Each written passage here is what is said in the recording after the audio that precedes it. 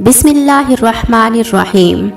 دریائے نیل خشک ہو چکا تھا، وہ دریائے نیل جس کا پانی ٹھاٹھیں مارتا تھا اور مصر کے کھیتوں کو سیراب کرتا تھا، وہ دریا خشک ہو چکا تھا۔ مصر کے لوگ یہ دیکھ کر پریشان ہو گئے، ایسا پہلی بار نہیں ہوا تھا۔ ہر سال دریائے نیل خشک ہو جاتا تھا۔ مصر کے لوگوں کا کہنا تھا دریائے نیل ہر سال انسانی قربانی مانگتا ہے، جب وہ یہ قربانی دے دیتے تو دریائے نیل پھر سے ٹھاٹھیں مارنے لگتا، لوگ خوش ہو جاتے، ان کی کھیتیاں پھر سے لہلہانے لگتی۔ اب ایک بار پھر دریائے نیل خشک ہو چکا تھا، لوگوں کے چہرے پریشانی سے مرجھا گئے تھے۔ دریا اس بار پھر ان سے ایک انسان کی قربانی مانگ رہا تھا، وہ سب مجبور تھے۔ یہ ان دنوں کی بات ہے جب حضرت عمرو بن العاص رضی اللہ تعالیٰ عنہ نے مصر فتح کیا تھا۔ مصر میں فوجیں موجود تھیں۔ امیر المؤمنین حضرت عمر الفاروق رضی اللہ تعالیٰ عنہ نے مصر میں حضرت عمرو بن العاص رضی اللہ تعالیٰ عنہ کو گورنر مقرر کیا تھا، اور اس کے چند دن بعد ہی دریائے نیل خشک ہو گیا تھا۔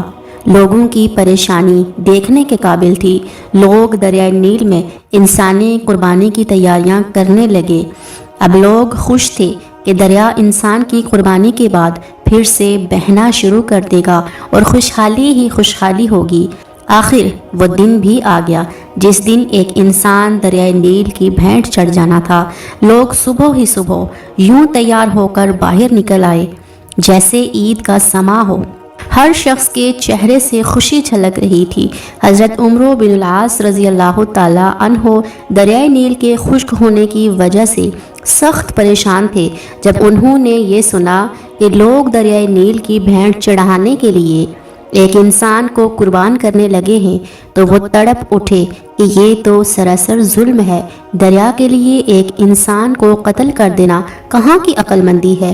حضرت عمرو بن العاص رضی اللہ تعالیٰ عنہ اپنے چند آدمیوں کے ساتھ دریائے نیل کی طرف چل پڑے۔ وہ اس قربانی کو ہر حال میں رکوانا چاہتے تھے۔ جب وہ دریائے نیل کے پاس پہنچے تو انہوں نے وہاں عجیب و غریب سماں دیکھا۔ لوگ زرق برق کپڑے پہنے وہاں موجود تھے۔ ہر شخص کے چہرے پر خوشی تھی۔ جب ان لوگوں نے گورنر کو دیکھا تو حیران رہ گئے اور سوچنے لگے شاید گورنر بھی اس قربانی کو دیکھنے کے لیے آئے ہیں۔ حضرت عمرو بن العاص رضی اللہ تعالیٰ عنہ نے دیکھا کہ لوگ ایک 15 سالہ لڑکی کو لے کر وہاں آئے ہیں۔ اس لڑکی نے زرق برق لباس پہنا ہوا تھا، وہ زیورات سے لدی پھتی تھی۔ لڑکی خوف سے کانپ رہی تھی، اس کا چہرہ ہلدی کی طرح زرد ہو رہا تھا۔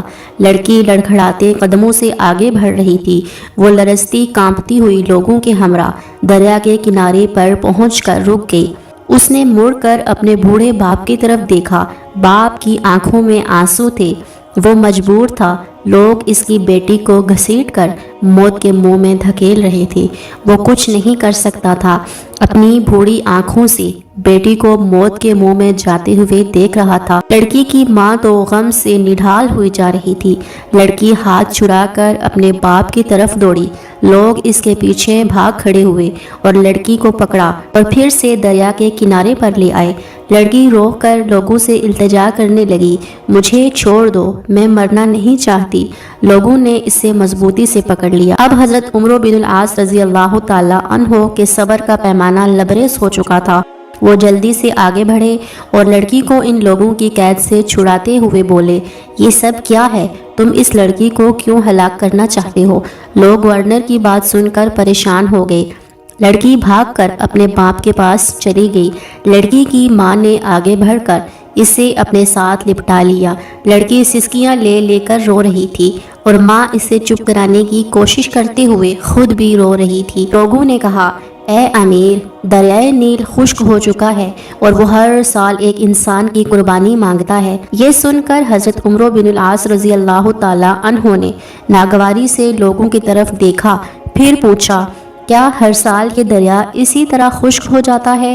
لوگوں نے جواب دیا، ہاں، ہر سال دریائے نیل اس طرح خشک ہو جاتا ہے، اور جب یہ خشک ہوتا ہے تو ہم ایک انسانی جان کی قربانی دیتے ہیں۔ اس کے ساتھ ہی دریا کا پانی بڑھنا شروع ہو جاتا ہے اور دیکھتے ہی دیکھتے دریا میں طغیانی آ جاتی ہے۔ حضرت عمرو بن العاص رضی اللہ تعالی عنہ نے کہا، یہ تو ظلم ہے۔ لوگوں نے کہا، اے امیر، ہم ہر سال چاند کی 11 تاریخ کو ایک نوجوان لڑکی کا انتخاب کر کے اس کے والدین کی رضامندی سے اس لڑکی کو زیورات اور خوبصورت لباس پہنا کر دریائے نیل کی بھینٹ چڑھا دیتے ہیں، پھر دریا کا پانی بڑھنے لگتا ہے۔ یہ سن کر حضرت عمرو بن العاص رضی اللہ تعالی عنہ نے کہا، اسلام ان باتوں کو پسند نہیں کرتا۔ تم ہر سال ایک انسان کو قتل کر کے دریا کی بھینٹ چڑھا دیتے ہو، یہ تو سراسر ظلم ہے۔ اسلام ان فضول باتوں کو مٹانے کے لیے آیا ہے، آئندہ تم ایسا نہیں کرو گے۔ یہ سن کر لوگ بولے، پھر تو دریا خشک رہے گا، ہماری کھیتیاں برباد ہو جائیں گی، ہم بھوک سے مر جائیں گے، ہمارے جانور ہلاک ہو جائیں گے۔ حضرت عمر بن العاص رضی اللہ تعالی عنہ نے کہا، تم پریشان نہ ہو، ایسا کچھ نہیں ہوگا۔ حضرت عمر بن العاص رضی اللہ تعالی عنہ نے انہیں یہ رسم ادا کرنے کی اجازت نہ دی۔ اب لوگ بڑے پریشان ہوئے کہ اگر ایسا نہ کیا گیا تو ہر طرف خشک سالی ہو جائے گی اور ہم سب بھوک سے مر جائیں گے۔ ان کی سمجھ میں نہیں آ رہا تھا کہ وہ کیا کریں۔ ان میں اتنی جرأت نہ تھی کہ وہ گورنر کے حکم کو ٹال سکیں، وہ سب خاموشی سے سر جھکائے کھڑے تھے۔ حضرت عمر بن العاص رضی اللہ تعالی عنہ نے لڑکی کو اس کے ماں باپ کے ساتھ گھر بھجوایا اور لوگ بھی آہستہ آہستہ وہاں سے جانے لگے۔ چند دنوں تک دریائے نیل بالکل خشک ہو گیا، اس میں ایک بوند بھی پانی نہ آیا۔ لوگ بوکھلا گئے، ان کی کھیتی باڑی دریائے نیل کے پانی سے قائم تھی، زمینیں بنجر ہو گئی، لوگ فاقوں سے مرنے لگے، جانور چارہ نہ ہونے کی وجہ سے تڑپ تڑپ کر جانے دے رہے تھے۔ یہ دیکھ کر لوگوں نے مصر سے نکل کر دوسرے علاقوں کا رخ کیا، ہر طرف ویرانی ہی ویرانی تھی۔ حضرت عمر بن العاص رضی اللہ تعالی عنہ نے جب دیکھا تو وہ بھی بہت پریشان ہو گئے۔ آخر انہوں نے امیر المؤمنین حضرت عمر الفاروق رضی اللہ تعالی عنہ کو ایک خط لکھا اور اس میں ساری صورتحال واضح کر دی۔ امیر المؤمنین حضرت عمر الفاروق رضی اللہ تعالی عنہ نے جب یہ خط پڑھا تو آپ نے حضرت عمر بن العاص رضی اللہ تعالیٰ کو جواب میں لکھا، تم نے مصریوں کو بہت اچھا جواب دیا، اسلام ایسی باتوں کی اجازت نہیں دیتا، وہ ایسی فضول باتوں کو مٹانے کے لیے آیا ہے۔ میں اس خط کے ساتھ ایک رکا بھیج رہا ہوں، تم یہ رکا دریائے نیل میں ڈال دینا۔ جب حضرت عمرو بن العاص رضی اللہ تعالی عنہ کے پاس امیر المؤمنین حضرت عمر الفاروق رضی اللہ تعالی عنہ کا خط پہنچا تو انہوں نے خط کے بعد وہ رکا پڑھا جو دریائے نیل میں ڈالنے کے لیے تھا۔ اس میں لکھا تھا، یہ خط اللہ کے بندے عمر بن الخطاب رضی اللہ تعالی عنہ کی طرف سے دریائے نیل کے نام ہے۔ اے دریا، اگر تو اللہ کے حکم سے بہتا تھا تو ہم بھی اللہ ہی سے تیرا جاری ہونا مانگتے ہیں، اور تو اللہ ہی کے حکم سے جاری ہو جا، اور اگر تو خود اپنی مرضی سے بہتا ہے اور اپنی ہی مرضی سے رک جاتا ہے تو پھر تیری کوئی پرواہ اور ضرورت نہیں ہے۔ حضرت عمرو بن العاص رضی اللہ تعالی عنہ نے یہ رکا دریائے نیل میں ڈال دیا اور واپس چلے آئے۔ جب صبح مصر کے لوگ بیدار ہوئے تو یہ دیکھ کر حیران رہ گئے کہ دریائے نیل کو اس طرح جاری کر دیا، بلکہ اب تو دریا میں پانی بہت چڑھ گیا تھا اور دریا میں طغیانی آئی ہوئی تھی۔ لوگ یہ دیکھ کر خوشی سے چلا اٹھے، دریا جاری ہو گیا۔ اس دن سے اب تک دریائے نیل اسی طرح جاری و ساری ہے، ایک لمحے کے لیے بھی اس کا پانی خشک نہیں ہوا۔ جزاک اللہ خیر۔ ویڈیو اچھی لگی ہو تو لائک اینڈ کامنٹ ضرور کیجیے گا۔